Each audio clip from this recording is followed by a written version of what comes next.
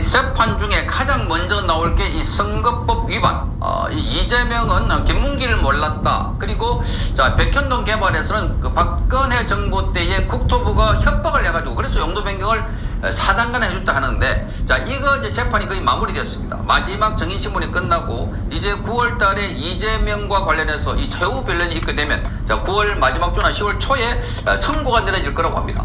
자 이재명 여기서 100만 원 이상이 나오면 자 그러면 이재명은 배지가 날아가고 자 뿐만 아니라 피선거권이 박탈당하고 그리고 434억 원 지난번에 대선할 때 국고로부터 보조받은 434억 원을 물려내야 됩니다. 자 거기다가 당 대표직도 물러나야 된다. 그러니까 이재명은 저항과 같은 변화가 일어날 것이다. 그런데 이게 1심입니다. 그런데 2심, 3심은 이제 더 정인이 나올 것도 없고 그래서 사실관계 확인만 하면은 원래 2심, 3심은 각각 3개월, 3개월인데 그보다 빨리 나올 수 있다. 그러니까 내년 상반기 안에는 이재명의 이 선거법이 전부 다 나올 수 있다. 봄에. 그 내년 봄 되면 사실 이재명 운명이 끝난다는 겁니다. 자, 그래서 이재명은 지금부터 온갖 수단과 방법을 쓸 건데, 그런데 선거법 1심에서 서정욱 변호사는 깜짝 놀랄 결과가 나올 것이다. 이렇게 말하고 있습니다. 그 많은 사람들이 또 이재명에 대해서 이 선거법 위반 관련해서 100만 원 밑에, 뭐 80만 원, 70만 원 이렇게 선고해버리면, 그러면 이재명은 다 살아남는 거 아닌가? 그런데 그렇게 되지 못할 것이다. 깜짝 놀랄 만한 결과가 나올 것이다. 이 법조계에서 이 훤하게 알고 있는 이 이재명, 이 서정욱 변호사는 지금 이재명 관련해서 1심 판결이 깜짝 놀랄 일이 벌어지고 있을 것이다. 이렇게 말했습니다. 이 내용을 한번 들어보시겠습니다. 야경 기존표에 하면 이 사건은 기본형이 700만 원에서 1,500 사이입니다. 아 그래요? 벌금으로 가면. 예. 그다음에 징역형 선택할 수 있고요. 저는 뭐 징역으로 가야 된다고 보는데 질이 아주 안 좋은 이 사건이거든요. 네. 근데 100만 원만 넘으면 네 가지가 돼요. 첫째는 그 의원이 당선 무효가 돼요. 예. 틀에 박힌 건 그만. 구속은 사양할게. 부담 없는 게 좋아. 통신을 내 방식대로. Live my life. Live M. 그다음에 앞으로 피선거권이 없어요. 네. 그다음에 당대표직도 날라가요. 그다음에 선거비용 보전받은 434억 있잖아요. 이걸 다시 국고로 반납해야 됩니다. 아, 예. 근데 이제 사법부가 눈치 안 보고 하느냐 문제인데 뭐 저는 할 거로 봐요. 왜 그러냐면 이게 워낙 양형 기준이 있기 때문에 700원 저는 넘게 논다. 네. 거기다 이게 두 건이에요. 예. 두 건이라는 거는 이게 김문기 몰랐다. 그다음에 백현동 국토부 압박 때문이다.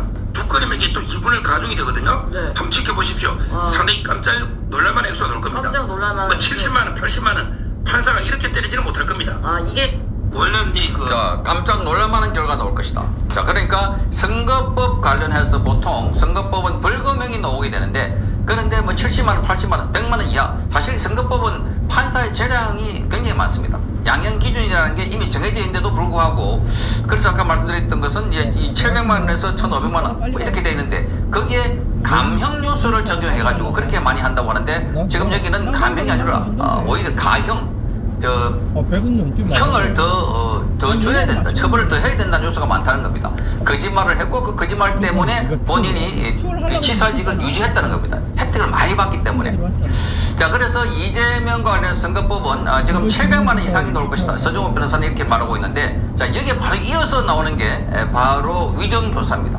이 위정교사가 이재명의 구속을 결정적으로 짓게 될 상황이다. 그러니까 이재명의 선거법에서 의원 배지가 날아가고 그리고 지금 이재명의 특권이 사라진 상태에서 그러면 바로 위정교사의 이 재판이 열리게 되는데 선고되는데 거기는 바로 징역형이 나올 것이다. 그래서 법정 구속이 가능하다 하는 겁니다. 법정 구속.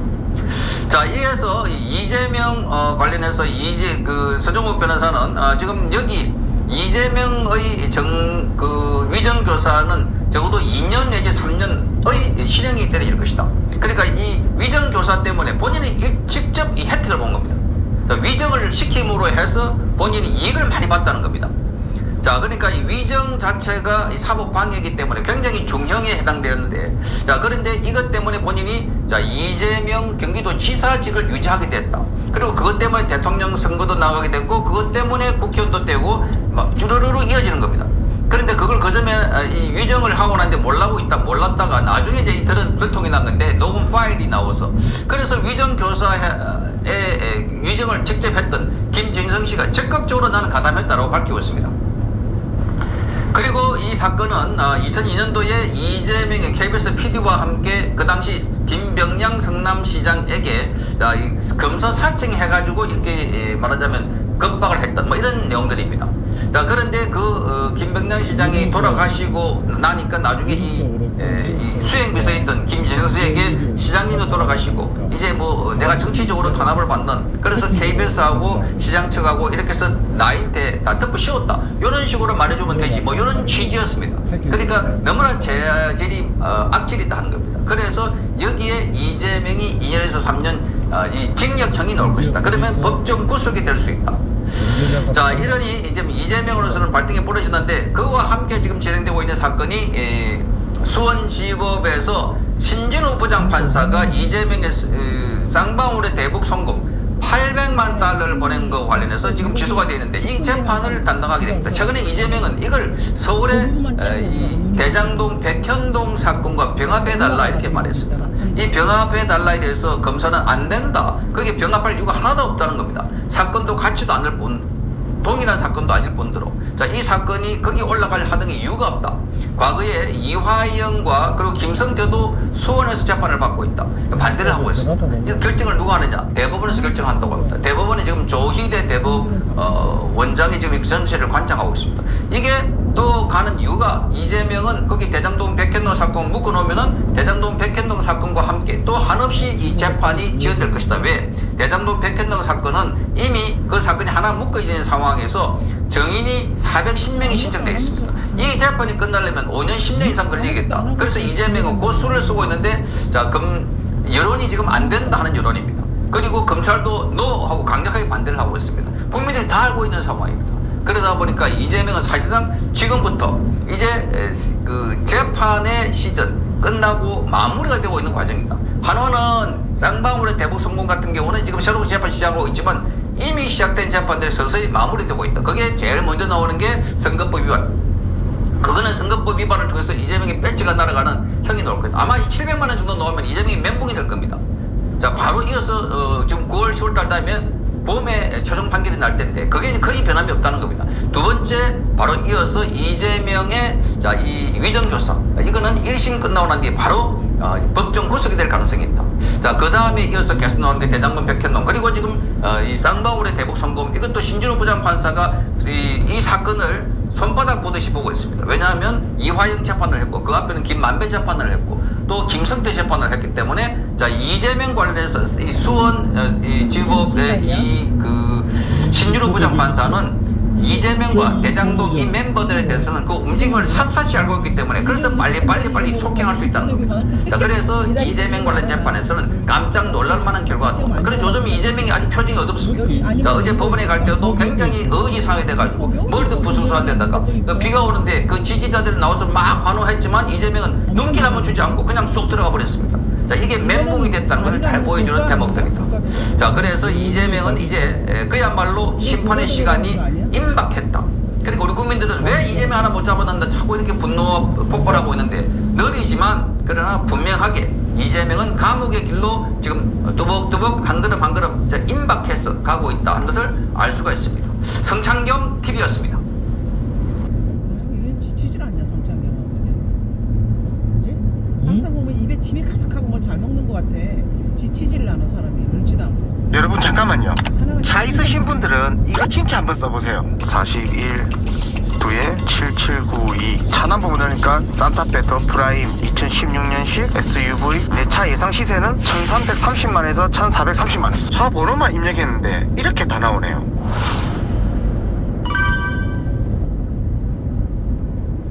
반갑습니다. 부동산 경제시황 부스피 시작하겠습니다. 한국은행 총재가 언급했던 물가, 소비자 물가 상승률이 오늘 발표가 됐죠. 소비자 물가가 2.4%, 3개월 연속 드라스에다가 이렇게 되면 한국은행이 딱 찍었던 이창용 총재가 말했던 2.4%가 나오다 보니까, 자, 금리 인하 깜빡이 켜냐, 금리 인하에 대한 기대감이 지금 커지고 있는데요. 자, 이창용 총재 언급한 2.4% 내려온 물가, 오늘 이런 기사들이 엄청나게 쏟아졌는데, 자, 깊어지는 금리 인하 고민 본인이 직접 얘기를 했으니까 더 그렇겠죠. 자, 조금 뭐 살펴드리면 오늘 이제 6월 소비자 물가 동향이 발표가 됐는데 지금 전년보다 2.4%. 자, 작년 7월 이제 2.4% 후에 11개월 만에 가장 낮은 수준이 되겠는데요. 자, 소비자 물가 상승률이 올해 2.8%에서 그 다음에 2.9까지 또 4월에 갔다가 또 다시 이제 뭐 2% 쭉 내려오면서 결국은 5월 23일 날 이창용 총재가 하반기 물가 상승률이 2.3에서 2.4%로 내려가는 추세가 확인이 되면 금리 인하를 고려할 수 있다. 자, 이렇게 이야기를 했는데 6월 소비자 물가 동향에서 하필 딱 2.4%가 나왔다라는 거죠. 자, 그러니까 본인 입으로 본인이 얘기를 했기 때문에 이 부분에 대해서 시장은 당연히 뭐 기대를 할 수밖에 없다. 이렇게 이제 보여지는데요. 자, 오늘 뭐 엎친 데 덮친 격으로 자, 지금 원희룡 지금 전 국토부 장관이죠. 자, 본인이 국민의힘 이제 여당의 당 대표가 되면 금리 인하를 주도적으로 논의를 하겠다. 그러니까 금리 인하를 이뤄내겠다. 뭐 이런 지금 공약을 한 거죠. 뭐 워딩을 구체적으로 보면 자, 이제 국힘 지금 7월 23일 전당대회 당대표 이제 설거 출마한 원희룡 전 국토교통부 장관 당대표가 되면 금리 인하를 낮추기 위한 논의를 당이 주도하겠다. 한국은행의 금리 인하를 끌어내리겠다. 뭐 이런 일단 말로 읽힙니다. 자, 뭐 선제적 금리 인하는 뭐 계속 지금 나왔죠. 우리가 선제적이라는 건 미국보다 먼저 금리 인하를 해야 된다는 이제 요구인데, 자, 국회 지금 제재 안 한다고? 그렇게 상상을 하면서 행복한 순간을 보내셨을 거고요. 시청자 여러분,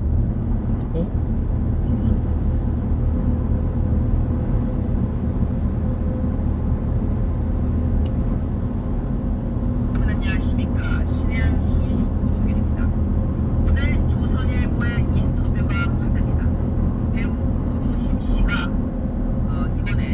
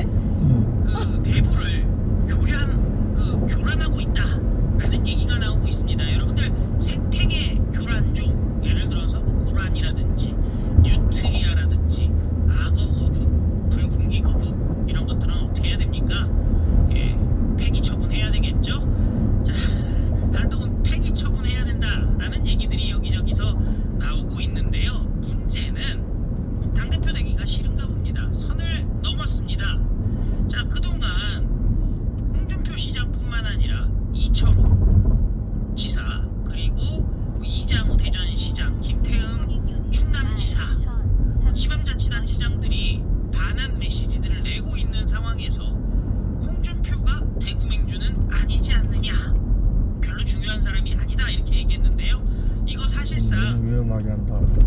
진심으로 홍준표한테 박살 나겠다라는 얘기죠. 지금 홍준표를 만만하게 보고 최대한 싸움을 피해야 될 텐데 정면으로 무시하는 발언을 했기 때문에 오늘 박살 날 텐데요. 제가 지금 정보를 들었어요. 오늘 저녁에 대구 치맥 페스티벌이 두류공원에서 있다고 합니다. 그 자리에 당연히 이제 홍준표 시장이 나오고요. 모든 당대표 후보, 최고위원 후보들이 집결을 한대요. 그 자리에서 과연 눈이나 마주칠 수 있을 것인지 이거 지켜봐야 될 것 같고요. 동대구역에서 사인해줄 때가 좋지. 한동훈에게 선배가 하는 말에 그런 또박또박 다시는 연출 말대는 타지 말아라 라고 직격탄을 날렸습니다. 한동훈 조금만 긁혀도 참지를 못하잖아요, 여러분들. 자, 그런데 박성민이가 이런 얘기를 합니다. 한동훈의 화법은 노무현 스타일이다 충북도지사도 하면서 오지 마라. 그 배신자 충북도지사 김영환도 한동훈 안 만나겠다. 하고 싶은 말은 윤석열 대통령이 배신자라고, 배신한 것이라고 얘기하려고 하는 거 아니냐, 알았네. 그런 마음 아니냐 자기만 똑바로 얘기를 내 말 들어. 지금 니들은 했다는 거죠, 말 사실은. 안 해. 그래서 그 관련된 소식 여러분들께 쭉 소개해드리도록 하고요. 자, 그럼 또는 한동훈이 가장 강영석이하고 두려워하는 게 이봉규는 또 무엇인지가 또 못 보지. 나왔습니다. 박정훈이가 총선 백서는 전당대회 후에 공개해야 된다. 공개를 거부하는 자가 찔리는 게 있는 자들이겠죠. 무언가 고개 숙일 줄도 알아야 돼. 걱정되는 게 있는 자들이겠죠. 총선 백서를 덮어버리려는 자들, 우리가 박살 내야 될 텐데요. 관련된 소식 여러분들께 쭉 소개해드리도록 총선 하겠습니다. 백수도 발간 안 한다는 자, 윤상현 후보가 이렇게 얘기했어요. 한동훈 제안 특검법, 이거 그 최상병 특검법은 당 내부를 교란하는 행위다. 민주당 대표로 나온 것이냐, 이렇게 한 방 박아버렸는데요. 들이받았는데요. 자, 이거 따끔하게 혼을 내준 거죠. 국민의힘 윤상현 후보가 한동훈이가 제3자 추천 방식의 해병대원 특검법을 주장한 것에 대해 민주당 당대표로 나왔나 이런 생각이 들을 정도였다.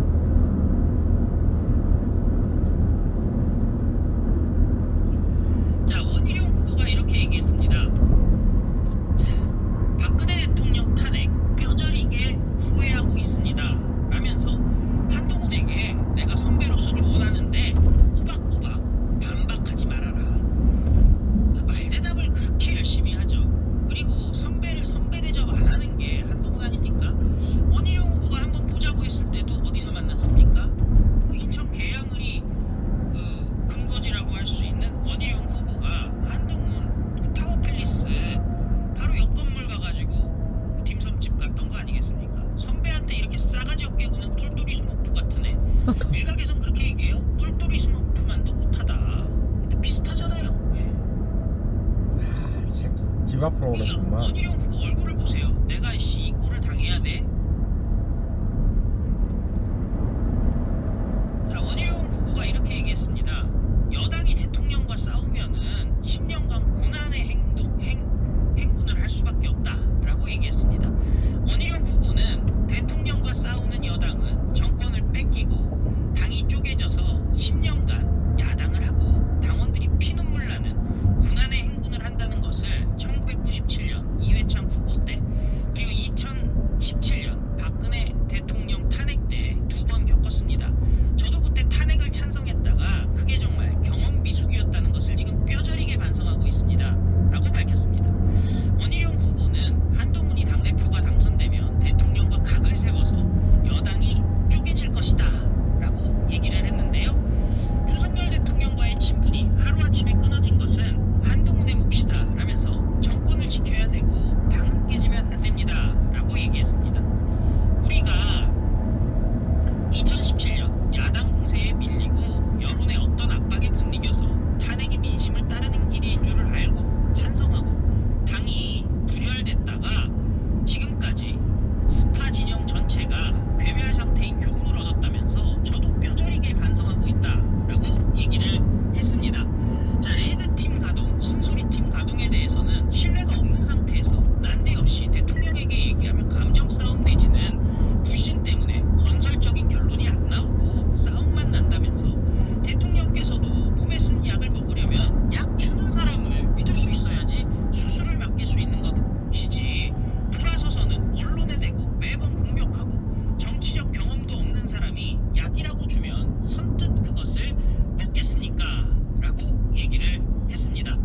자, 그러한 레드팀은 한동훈이가 내세운 수평적 당정관계와 유사한 것 아니냐는 질문에 건전한 수평적 당정관계는 신뢰와 소통 경험, 그간의 정치 경험이 있어야 가능하지 말로만 되는 것이 아니다 라고 얘기를 했습니다. 한동훈이 대안 없이 최상병 특검을 반대만 한다라고 얘기하는 것에 대해서 우리 당론은 금식이라고 정해졌다. 예를 들어서 그런데 자꾸 뭘 먹을지 메뉴 대안을 내놓으라고 주장하는 것과 같다. 당론은 최상병 특검법 반대인데 한동훈은 그게 아니라요. 최상병 특검법에 대한 대안을 내놓으세요. 반대라니까요. 대안을 얘기하는데 그게 대안이 아니래. 자, 한딸들 하는 얘기랑 똑같죠? 한딸들 어떻게 얘기해왔습니까? 한딸들이 그동안 그렇게 얘기했죠. 한동훈 아니면 대안을 내놓으세요. 지금 대안이 원희룡도 있고 나경원도 있고 윤상현도 있어요. 재밌는 게 있어요. 자, 당대표 2년 임기를 다 수행을 하면은 대통령 선거가 나갑니다. 근데 한동훈이는 대통령 선거 나오겠다라는 취지의 얘기를 지금 하고 있잖아요. 3년 후 일을 어떻게 하냐 이러면서 당원 당규를 무시하겠다, 당원 당규를 바꾸겠다, 아니면은 당대표 나오면서 처음부터 사퇴를 1년 2개월만 당대표하고 나갈 생각을 하고 당대표 나오는 겁니까? 이러나 저러나 한동훈이는 말이 안 되는 겁니다, 여러분들. 그리고 밖에도 후보군들이 많이 있잖아요. 오세훈도 있고 많아요. 호감도로 치면 오세훈이 한동훈 압살하죠. 어떤 분들은 이렇게 얘기해요. 백종원 내려오면 한동훈이보다 훨씬 낫다. 뚜껑도 뚜껑 나름이다. 백뚜껑이 한 뚜껑보다 낫다. 이렇게 얘기를 하고 있어요.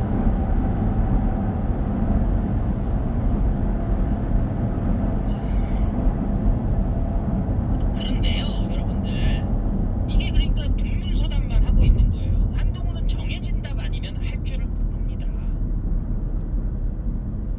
자, 당론은 공수처 수사 후 결과가 문제가 있다라고 한다면 특검하자는 건데 대법원장이 특검을 임명하자고 한 한동훈의 제안도 이상하다. 이건 홍철기 TV가 최초로 얘기한 거죠. 특검 수사 결과를 나중에 법원이 판결해야 되는데 대법원장이 임명하는 것은 삼권 분립에도 위배되는 것이다. 이거 홍철기 TV에서 최초로 얘기했던 얘기잖아요. 아무도 저 얘기는 안 했어요. 한동훈이가 왜 저 얘기를 했는지 아십니까? 한동훈은 어렸을 때부터 재벌 회장들을 수사하고 그리고 뭐 차떼기 수사를 했었으니까 그 한나라당 그 후위 당직자들 국회의원들 수사했던 게 한동훈 아니에요? 어렸을 때 20대 때. 그러다 보니까요 세상에 무서운 게 없었죠. 하지만 한동훈이 눈치 봐야 될 유일한 대상들이 있습니다. 검사 생활을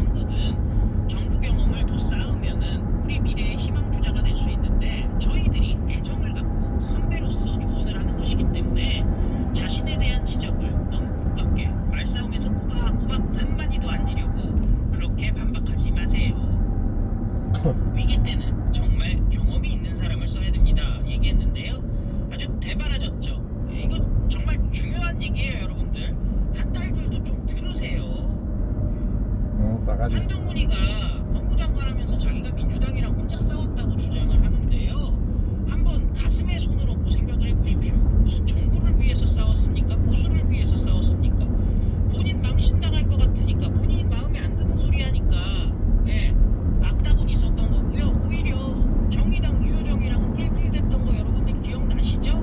본인이 배지 2번 줬던 김예지랑 낄낄댔던 거 아시죠? 정의당 유효정이랑 무슨 토론다운 토론을 했다고 얘기했던 거. 그거 뒤에 누구 있습니까? 유효정 후원회장이 누굽니까? 진중권이잖아요. 한동훈의 상황이 누굽니까? 진중권이잖아요. 공표 마케팅 최초로 얘기한 게 누굽니까? 진중권이잖아요, 여러분들. 자, 좀 들으세요. 이렇게 원희룡 후보가 얘기하는 거예요. 너무 가깝게 듣지 마. 우리가 선배잖아. 10년 선배잖아. 다 선배예요, 지금 후보들이. 서울법대 선배, 서울대 경제학과 나와가지고 서울대 선배, 정치도 선배고, 다선 의원들이고. 예. 도대체 뭔 얘기만 하면은 저신이라고요? 중진의 저신이라고 하셨습니까? 에라이. 그게 정치인입니까? 말대답이라는 거지. 대바라지 내지. 사람은요, 질 때도 있고 반격할 때도 있고. 그 다음에 어떤 사람들은 지금 좀 이따 말씀드리겠습니다. 박성민이 한동훈 화법이 노무현 화법이라고 얘기하는데요. 자, 한동훈이 녹당했죠. 뭐 저기 그거 들었다는 거 아니에요. 김어준 방송 듣고 지냈다는 거 아닙니까? 근데 자, 최소한 노무현은 어떻게 얘기합니까? 김어준 진중군이지 있었구만. 맞고요. 로 시작을 합니다. 속마음이 어쨌든 간에 맞습니다, 맞고요로 시작하는 게 노무현이라면은, 저는 뭐 노무현 싫어하지만은 한동훈은 그것도 아니잖아요. 뭔 얘기만 하면 긁혀가지고 흥분부터 하고 나는 게 한동훈 아니에요. 어따 대고 선배들한테 오만 방자하게 굴고 말대답하고 말이야.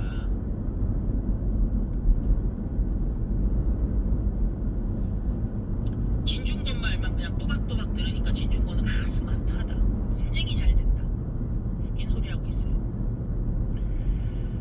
자, 지금 뭐 그런데 오늘 좀 중요한 내용이 있어요. 오늘 김태현 라디오에 원희룡 후보가 나왔는데, 그 SBS 김태현이가 한동훈 친구인 거 여러분들 아시죠? 절친입니다. 그냥 일찌감치 무슨 한동훈 법무장관 됐을 때 세자 책봉식이다 뭐 말 같지도 않은 소리를 했던 게 그 김태현인데, 곳곳에 한딸들이 널려 있어요. 방송계에 보면 지금 보세요. 아까도 김기흥 연수월 당협위원장 나와가지고 많은 분들이 확실하게 입장을 밝혀라. 근데 당협위원장은 당직이기 때문에 중립을 지키도록 당원 당규에 돼 있거든요. 입장을 얘기를 못해요. 근데 지금 뭐 박상수라든지 뭐 이런 애들 있잖아요. 그냥 대놓고 한동훈 빨고 다니지 않습니까? 박정훈이 뭐 어쨌든 간에 자기 최고위원 후보 그 입장 밝히는 거에 누가 뭐랍니까?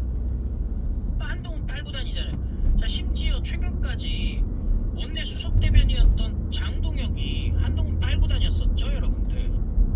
쟤들은 룰도 규정도 당원도 당규도 다 필요가 없는 애들이에요. 그래서 지금 이상규 최고위원 후보가 다 까버리고 있는 거 아니겠습니까? 후보도 나오지 않은 한동훈이가 여론조사, 그것도 자기 이미지 조사, 여론조사대에 더해서 빅데이터 조사까지 했다더라. 출마도 안 했는데 했다고? 원금으로? 김태현이는요, 오랫동안 한동훈이랑 친구였어요. 수십 년 동안. 자, 김태현이가 뻘소리 하는 거를 원희룡 후보가 아주 박살을 내줬습니다. 이거 굉장히 의미가 커요. 이게 방송이 기울어져 있는 판이잖아요. 그동안은 우리가 방송이 좌파 우파가 기울어졌다 그랬었는데, 요즘에는 친한 반환으로 나눠보면요, 보수뿐만 아니라 그냥 모든 방송이, 심지어 좌파 방송들 CBS 보세요. 박재용 그냥 대놓고 지금 사실상 한동훈 빨고 앉아 있는 겁니다. 보수 패널들 다 한동훈 빠들이죠. 네? 그뭐 어벤져스 나왔다는 애들 어떤 분들 그래요. 구자룡 실망입니다. 원래부터 걔들이 다 한패래니까요, 여러분들. 아직까지도 정신 못 차리신 분들 정신 차리세요. 구자룡이 일찌감치 비대위원